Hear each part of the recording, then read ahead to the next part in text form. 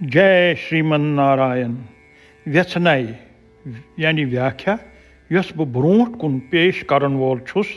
छ रामानुजदास श्रीमान घट्टू वेणुगोपाला स्वामी जीयन कर्मच। दोयिम अध्याय सांख्य योग 27 श्लोक। कर्मण्येव अधिकारस्ते मा फलेषु कदाचन मा कर्मफल हेतुर्भूः मा ते संगोस्त्वकर्मणि।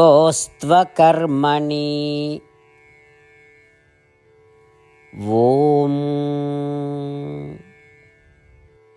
गीता आचार्य श्री कृष्ण परमात्मा छु अर्जुन सारने श्रीमद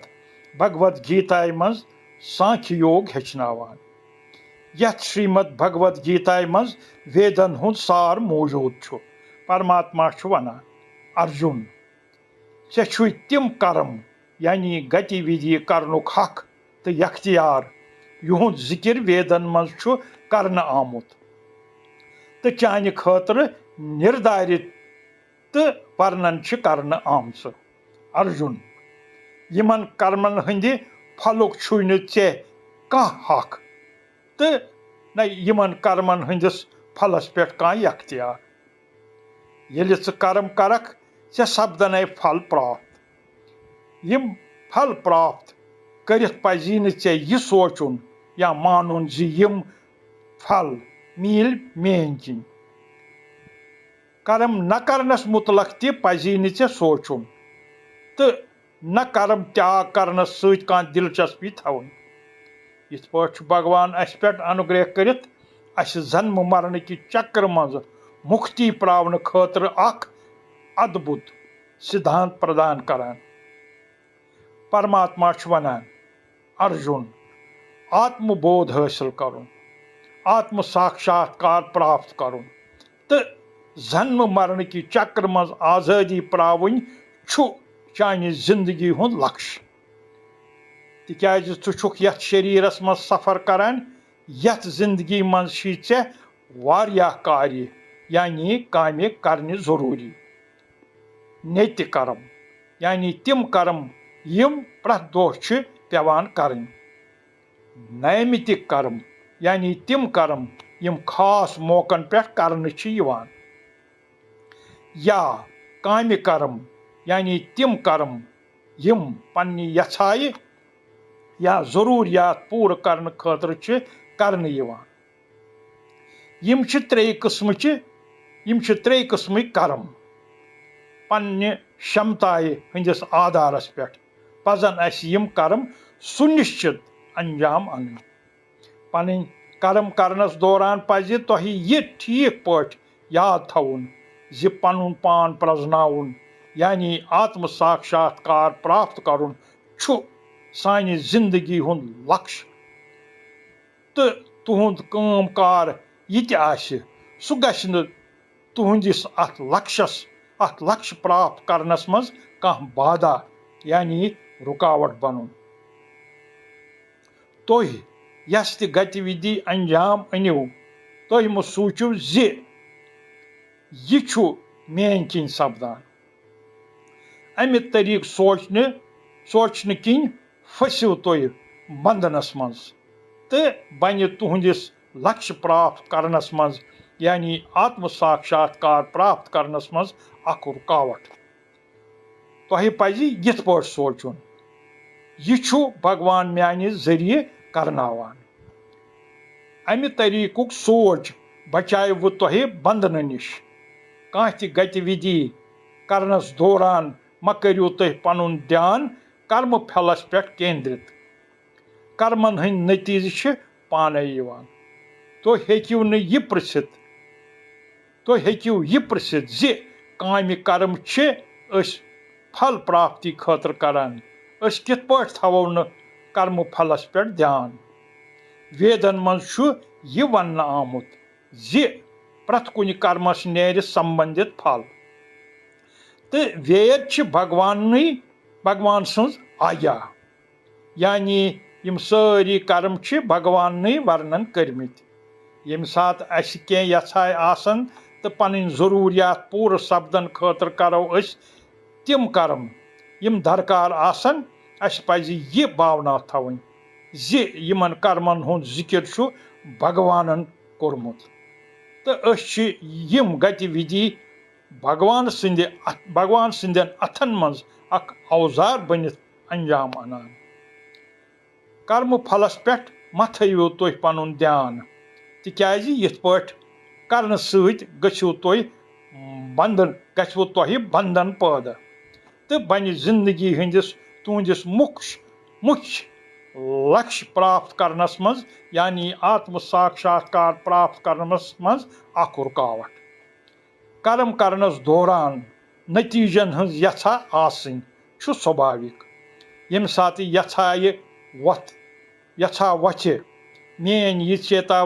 चेतावनी करो तुम याद यस बह तुह दिन वोल छुस भगवान वोनमुत जि कर्म फल यथा मा थो तुम यथ पट फसो तुम बंधनस मज यह चेतावनी करो तुम याद तो कर्म कन नतीजन पे हटो पन ध्यान चाहे फल यछो या न यछो फल यम सात यम फल मेलन मान यह यम मील मेन किन अगर यथ पट मानक यम मील मेन किन फसक कर्म बंधनस मज इसलिए कर्म करनस दौरान यानी कह गतिविधि करनस दौरान मु सोच यह बह करान कह कर्म फल प्राप्त करनुक म लगाव अंदाज तो यम कर्म फल मेलन मान यह तिम मील मेन किन ध्यान सान पन कर्म करने सपदक पन्ने जिंदगी हुंद लक्ष्य प्राप्त करनस मज यानी आत्म साक्षात्कार प्राप्त करने खतर सक्षम अर्जुन मु सोच यह तिकाज मे कर्म सठा सावधानी सान तो हस सान रूजित करें इसलिए त्राव बह कर्म करनी यह नामंजूर अस पज फल यछा या आशा आसन अस पज यह सोचुन जि फल सपदे मेन किन प्राप्त मगर अस पज न काम कार बंद करुन यथ पट भगवान अस जिंदगी हुंद अख अद्भुत सिद्धांत हेचनावान भगवान अस पे अनुग्रह करित अस जिंदगी हुंद लक्ष्य यानी आत्म साक्षात्कारनुक तो जन्म मरण की चक्र मन मुक्ति पावन खतर वथ हावान यह समझावनुक ब्याख तरीक ये आम तौर हेकि कांसी शख्सस यह भावना आसित जि सह काम कार सठा मेहनती सान तो मुअसर तरीक करान तो तस छन नतीज आशा तो तवका थवनस मज कह गलती बोजन यवान वलियो सनो यथ शुलूकस जरा संयर सान तो समझो यह जि कथ छन यह कह तो भगवान सज यह शिक्षा समझो सही पट यह शुलूक गो यथ पट शुरू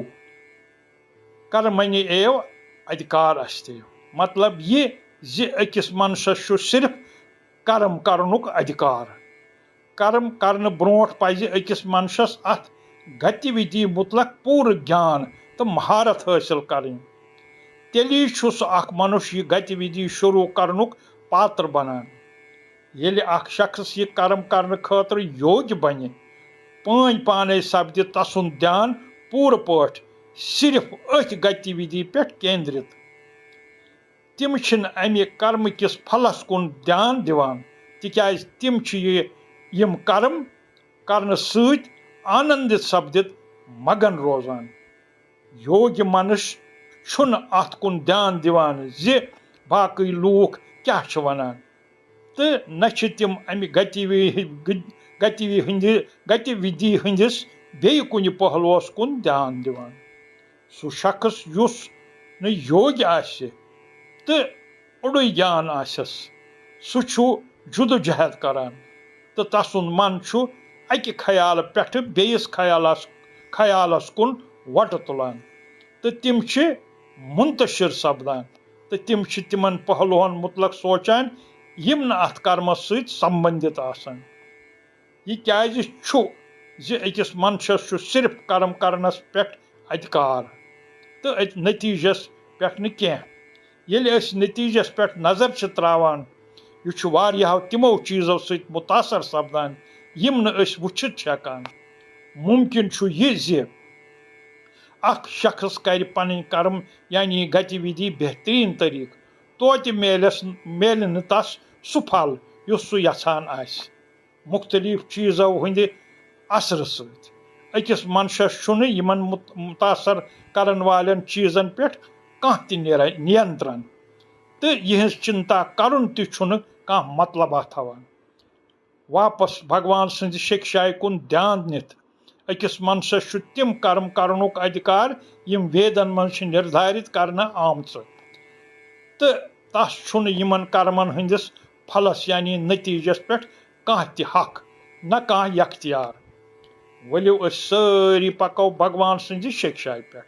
तो पन निर्धारित कर्मन मुतलक करो ज्ञान प्राप्त तो पन्नी जिंदगी हुंद लक्ष्य प्राप्त करने खतर यानी आत्म साक्षात्कार प्राप्त करने खतर तो जन्म मरण की चक्र निश मुक्त सपदन खतर वलियो सारी थवो पन निर्धारित कर्म करें फल ची यछाए तो आशाए वरे चालू कर्मण्येव अधिकारस्ते मा फलेषु कदाचन मा कर्मफल हेतुर्भूः मा ते संगोस्त्वकर्मणि ओम।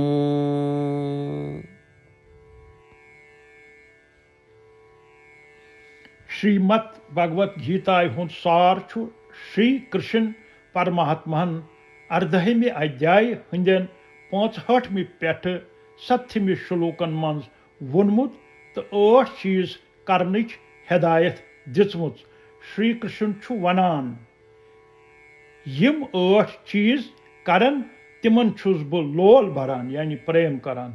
तो यिथन वक्तन छुस बह प्रत तरीक रच यानी रक्षा करान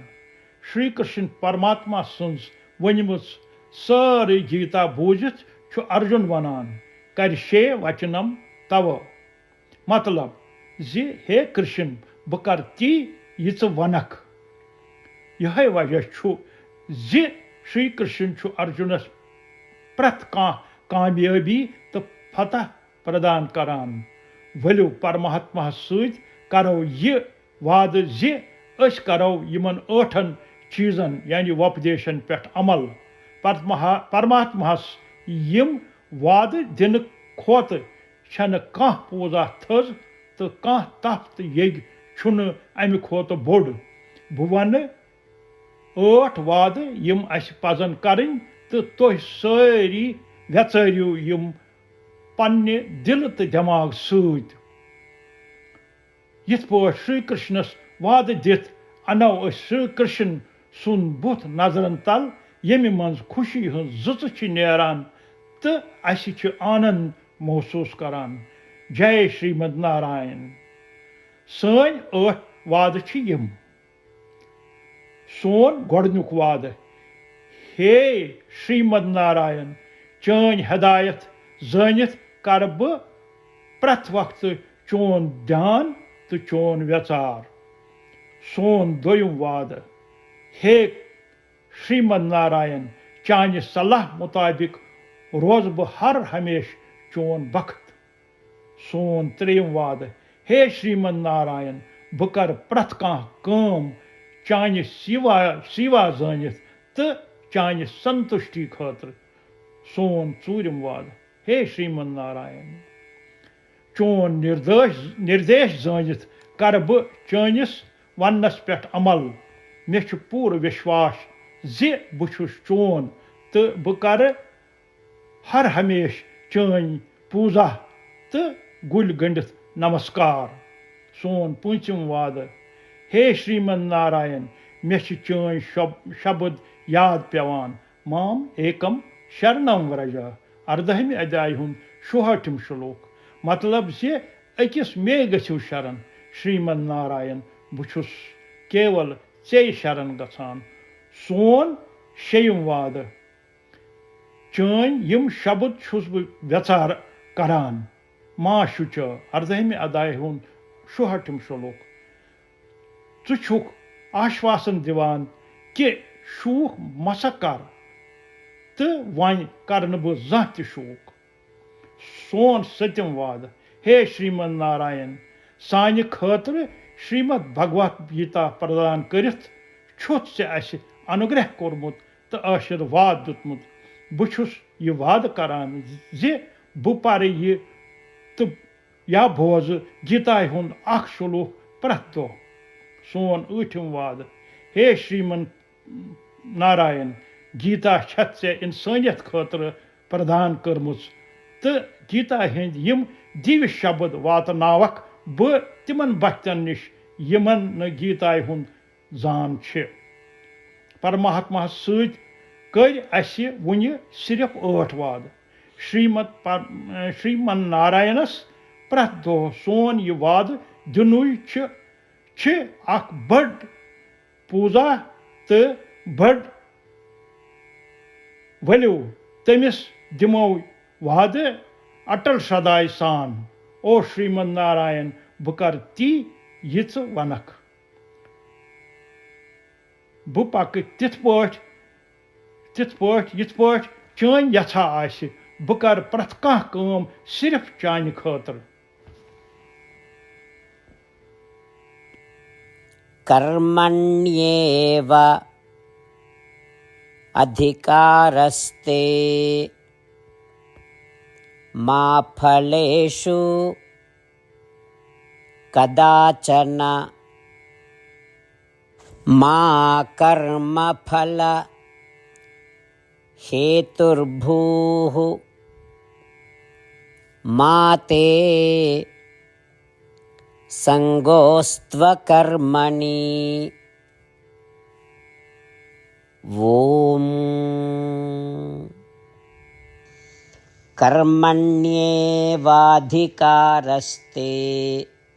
मा फलेषु कदाचन मा कर्मफलहेतुर्भूः मा ते संगोस्त्वकर्मणि ओम श्रीमन्नारायण करिष्ये वचनं तव सर्वं श्रीकृष्णार्पणमस्तु। जय श्रीमन्नारायण।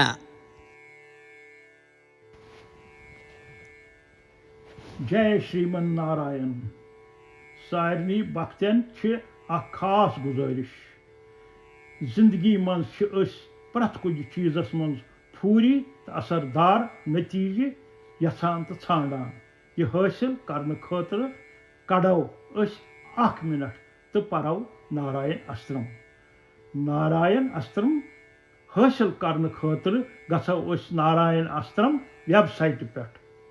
युस जन www.narayanastram.org तो रजिस्टर करने खातिर अस पनुन नाव तो ईमेल एड्रेस दुन तह वात नारायण अस्त्रम PDF तुहंदिस ईमेलस पे। अथ PDFs मज अख रामायण श्लोक अख गीता श्लोक तो अख विष्णु नाम यम त्रे इकवट करित नारायण अस्त्रम बनान। हर कंसी यमन श्लोकन हुन मुख्तलिफ म्युल मेलान प्रथ काह दुहै 24,000 भक्तन सद परान या बोजान यिथ पठ संपूर्ण रामायण परायण अकि लटि श्रीमद् भगवत गीताय हुंद परायण 33 लटि तो श्री विष्णु सहस्त्र नाम परायण 24 लटि अक्सी दोहस मज पूरन सपदान अकिस दोहस मज ये करने सत नतीज मिलुन सठा हैरान कुन तो असाधारण अमी किन पज तह पन्न गरकन सदस्यन सत जल्द अज जल्द नारायण अस्त्रम हासिल करुन। जय श्रीमन नारायण।